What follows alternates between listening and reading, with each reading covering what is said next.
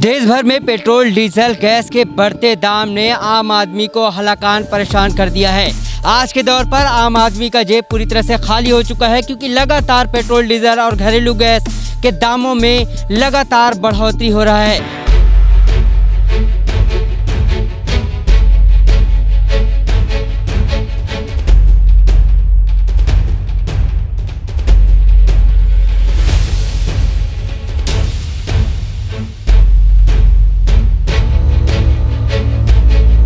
लोगों की इस बात की इंतजार है कि इन दामों पर कब गिरावट होगी, लेकिन गिरावट नहीं हो रहा है, लगातार बढ़ ही रहा है। इसी को लेकर आज कांग्रेस ने पूरे प्रदेश भर में एक बड़ा धरना प्रदर्शन किया है और इस धरना प्रदर्शन के साथ वो केंद्र सरकार पर जमकर निशाना साध रहे हैं। नरेंद्र मोदी होश में आओ,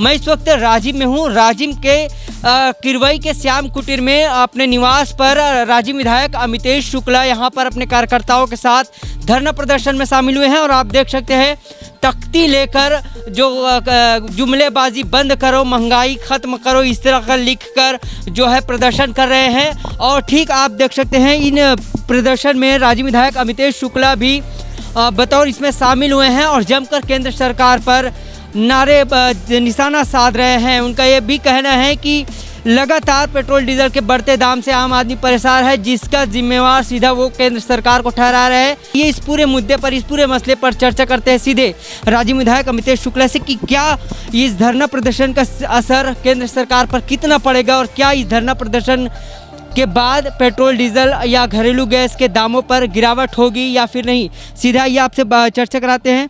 बड़े दुख और अफसोस की बात है कि आज 7 साल हो गए हैं हमारे केंद्र में भाजपा सरकार को, मोदी जी को, और उसके बावजूद भी आज जो है जिस तरह की महंगाई बढ़ी है, जो चाहे वो डीजल पेट्रोल के भाव हों, चाहे हमारे गरीब लोग हों उनके तेल नून का मामला हो, चाहे हमारे किसान के खाद का मामला हो, और ये जो है ये जो हम लोग ये आशा कर रहे हैं कि इस धरना प्रदर्शन से जो ये अंधी और जो कहना चाहिए बहरी सरकार है उसको कुछ असर होगा। केंद्र की जो भाजपा की सरकार है और निश्चित रूप से वो इस पे ध्यान देगी। और सबसे ज़्यादा ख़तरनाक चीज़ ये है कि जो इंटरनेशनल मार्केट में आज से जो हम लोग की सरकार थी उस समय और आज में जो है प्रति बैरल में बहुत फ़र्क है। आज बहुत सस्ता हो गया है प्रति बैरल, उसके बावजूद भी डीजल पेट्रोल का भाव, उसके बावजूद भी जो है ये इतना महंगा डीजल पेट्रोल क्यों रखे हुए हैं, ये रहस्य। वो पैसा पूजा जो करोड़ों अरबों रुपए कमा रहे हैं वो कहाँ जा रहा है, ये भी एक रहस्य है। कोई उसका हिसाब किताब नहीं दे रहे हैं, ना कुछ बता रहे हैं, ना कहीं लोकसभा में बता रहे हैं, ना कहीं लोकसभा के पट पर उस पर रख रहे हैं। तो बहुत ख़तरनाक स्थिति है। पूरा पैसा भ्रष्टाचार में पूरा जा रहा है, पूरे इन लोग के अपने शासन में रहने के लिए जा रहा है। करोड़ों अरबों रुपए जो वसूला जा रहा है डीजल पेट्रोल के द्वारा, हमारे खाद के द्वारा, हमारे जो गरीब लोग हैं उनके दाल नून सब परेशानी हो रही है उनको। और उसके उसी परिप्रेक्ष्य में मैं अपने सभी साथी जो जिला कांग्रेस कमेटी के और सभी ब्लॉक कांग्रेस कमेटी अध्यक्ष, जिला कांग्रेस अध्यक्ष, सभी साथियों के साथ, जिला के पदाधिकारियों के साथ इस धरना प्रदर्शन में अपने श्याम कुटीर जो हमारा निवास है उसमें बैठा हुआ। जी, अलग अलग जो राज्य है अपने हिसाब से टैक्स उसमें लगाती है, जिसमें छत्तीसगढ़ सरकार भी टैक्स लगाती है। क्या इस टैक्स में जो भी टैक्स लगाया जाता है इसमें कमी आने पर आपको लगता है कि पेट्रोल डीजल के दाम इस प्रदेश में घट सकता है? सरकार की क्या पहल होगी इसमें?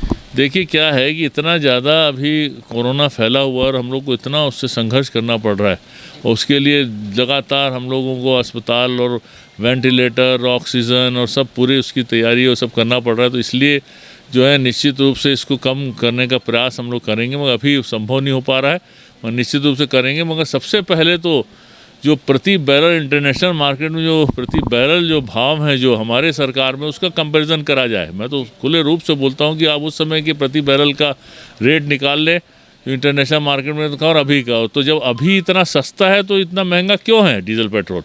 जब उस समय जो है डीजल पेट्रोल के जो भाव थे उससे तो और सस्ता होना चाहिए। प्रति बैरल जब सस्ता है तो डीजल पेट्रोल का भाव और सस्ता होना चाहिए। तो वो ना हो कि इतना महंगा जो हो रहा है, इससे साफ पता चल रहा है कि इनकी नीयत जो है गड़बड़ है। ये लोग जो है उस पैसे को दुरुपयोग करने के लिए इतना वसूल रहे हैं, ज़बरदस्ती वसूल रहे हैं। हमारे गरीब, हमारे जो भाई लोग हैं, हमारे किसान जो पीड़ित हैं अभी, उन लोगों सब लोगों से, गरीब लोगों से इसको वसूला जा रहा है। ये अत्यधिक गंभीर चीज़ है और निश्चित रूप से इसको हमें बहुत ध्यान देने की ज़रूरत है। उनको भाजपा की जो सरकार चाहे वो कहीं भी मूलतः ये जो है वो उद्योगपतियों की सरकार मानी जाती है। सब जानते हैं कि इनका उद्योग आज जो आप ये देख लीजिए कि केंद्र में जो अडानी हैं वो रिकॉर्ड में है कि जो है वो कुछ ही दिनों में जो है वो मुकेश अंबानी से ज़्यादा हो जाएगा, ये बताया जा रहा है। 7 साल में अडानी का जो व्यापार बढ़ा है उसी को पता कर लें क्या है। तो इससे सब समझ में आता है कि मूलतः ये जो केंद्र में जो सरकार है भाजपा की, ये उद्योगपतियों की सरकार है और ये खतरा है हमारे देश पे। सबसे बड़ा खतरा ये है कि आगे चल के जो श्याम भैया बोला करते थे कि अगर हम ये जो इसको अपनी जो अर्थव्यवस्था है उसको खोल रहे हैं तो बहुत सोच समझ के और बहुत प्लान तरीके से खोलना चाहिए। आगे चल के हो सकता है कि अगर बहुत ज़्यादा खोल दें और बहुत ज़्यादा इसको अगर हम लोग दुरुपयोग, कोई ऐसा तानाशाह आ जाए केंद्र में जो कि इसका दुरुपयोग करना चाहे, तो उद्योगपतियों के द्वारा फिर पूरी जो सरकार चलेगी केंद्र की, ये हमारे पंडित श्यामा चरण शुक्ला जी बोला करते थे। तो ये आज बात मुझे याद आ रही है कि इस चीज़ ये सही होता दिख रहा है कि केंद्र में अब जो है उद्योगपति पूरा जो है चाह रहे हैं, जैसी वो पॉलिसी चाह रहे हैं, जिस तरीके से वो चाह रहे हैं, नियम और प्रक्रिया सब बना रहे हैं, उसी तरह से जो है पास हो रहा है लोकसभा में। तो ये मूलतः भाजपा की सरकार जो है, जो उद्योगपतियों की सरकार है, तो निश्चित रूप से इसका नुकसान हमको बुरी तरह से खामियाजा भुगतना पड़ रहा है। अब इस्तीफा तो उनको कोरोना में जो कंट्रोल नहीं कर पाए, वो वैक्सीन जो भेजते रहे विदेशों में, उनने वैक्सीन का जो आज हमारे पूरे विश्व में सबसे ज़्यादा जो है वैक्सीन उत्पादन करने का हमारा देश है, प्रथम उसमें जो है आता है, वैक्सीन उत्पादन कर सकता है, उसको ऑर्डर नहीं दिया। इससे ज़्यादा जो है वो कहना चाहिए केंद्र सरकार का दिवालियापन। और क्या कह सकते हैं भाजपा का जो है, भाजपा केंद्र सरकार कि आपने ऑर्डर ही नहीं दिया वैक्सीन का, जो कि जबकि वो दूसरी लहर आएगी नहीं सोच रहे थे, मतलब जबकि बड़े बड़े विशेषज्ञ इस बात को बोल रहे थे कि आएगा। तो ये जो स्थिति है उससे सब साफ पता चल रहा है कि ये इनको कुछ मतलब नहीं किसी चीज़ में, और ये किसी भी तरीके से बस सत्ता में रहना चाहते हैं। और निश्चित रूप से वो तो सिर्फ महंगाई के साथ साथ कोरोना में विफलता के लिए इस्तीफा दे देना चाहिए जी, ये हम लोग की मांग। ऐसी आशा है, नहीं पड़ा तो फिर जनता जो है खुद ही उसका जवाब इनको बता देगी, उस जनता जो है खुद ही इनको उखाड़ के फेंक देगी।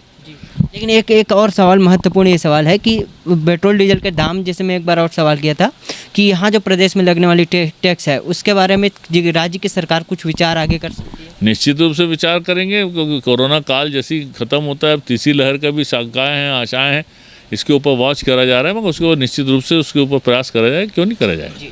बहुत बहुत शुक्रिया। तो ये है राजिम विधायक अमितेश शुक्ला, जो लगातार धरना प्रदर्शन के माध्यम से केंद्र सरकार पर जमकर निशाना साध रहे हैं और पेट्रोल डीजल के बढ़ते दामों को लेकर उनका ये कहना है कि जल्द से जल्द जो देश की जनता है उसे राहत पहुंचाए केंद्र सरकार, पेट्रोल डीजल के दामों में कमी की जाए, क्योंकि इस महंगाई से पूरा आम जो जनता है वो काफ़ी हलाकान परेशान है। और इसी बीच कांग्रेस ने आज पूरे प्रदेश भर में धरना प्रदर्शन के माध्यम से केंद्र सरकार पर जमकर निशाना साधते नजर आए। फिलहाल मुझे यानी शेख इमरान और मेरा कैमरामैन लक्ष्मी शंकर को दीजिए इजाजत। फिर मिलते हैं एक नई और बड़ी खबर के साथ।